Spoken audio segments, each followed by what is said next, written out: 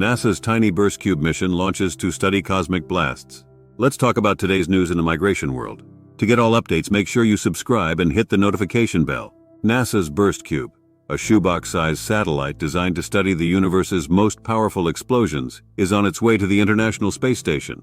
The spacecraft travels aboard SpaceX's 30th Commercial Resupply Services mission, which lifted off at 4:55 p.m. EDT on Thursday, March 21st, from Launch Complex 40 at Cape Canaveral Space Force Station in Florida.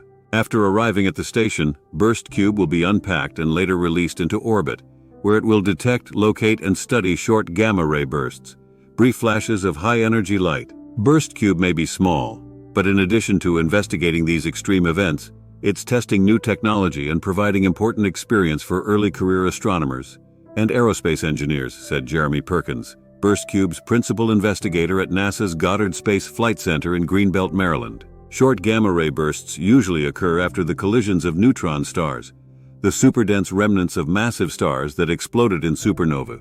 The neutron stars can also emit gravitational waves, ripples in the fabric of space-time, as they spiral together. Astronomers are interested in studying gamma-ray bursts, using both light and gravitational waves, because each can teach them about different aspects of the event. This approach is part of a new way of understanding the cosmos, called multi-messenger astronomy. The collisions that create short gamma-ray bursts also produce heavy elements like gold and iodine, an essential ingredient for life as we know it. Currently, the only joint observation of gravitational waves and light from the same event, called GW 1708-17, was in 2017. It was a watershed moment in multi-messenger astronomy, and the scientific community has been hoping and preparing for additional concurrent discoveries since. BurstCube's detectors are angled to allow us to detect and localize events over a wide area of the sky, said Israel Martinez, research scientist and BurstCube team member at the University of Maryland, College Park and Goddard. Our current gamma-ray missions can only see about 70% of the sky at any moment, because Earth blocks their view. Increasing our coverage with satellites like BurstCube improves the odds we'll catch more bursts, coincident with gravitational wave detections. BurstCube's main instrument detects gamma rays with energies ranging from 50,000 to 1 million electron volts.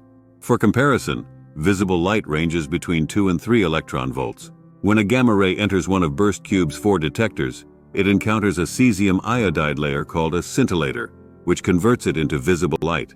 The light then enters another layer, an array of 116 silicon photomultipliers, that converts it into a pulse of electrons, which is what BurstCube measures. For each gamma ray, the team sees one pulse in the instrument readout that provides the precise arrival time and energy. The angle detectors inform the team of the general direction of the event. BurstCube belongs to a class of spacecraft called CubeSats. These small satellites come in a range of standard sizes based on a cube measuring 10 centimeters, 3.9 inches across. CubeSats provide cost-effective access to space to facilitate groundbreaking science, test new technologies, and help educate the next generation of scientists and engineers in mission development, construction, and testing.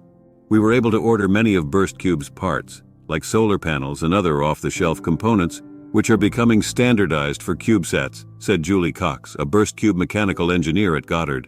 That allowed us to focus on the mission's novel aspects, like the made-in-house components and the instrument, which will demonstrate how a new generation of miniaturized gamma-ray detectors work in space. BurstCube is led by NASA's Goddard Space Flight Center in Greenbelt, Maryland. It's funded by the Science Mission Directorate's Astrophysics Division at NASA headquarters.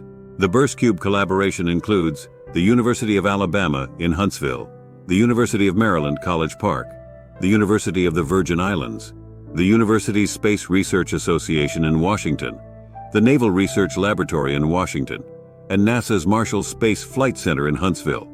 Thank you for watching the video. If the video was helpful, make sure to like, share, and subscribe to this channel for the upcoming videos. See you in the next video.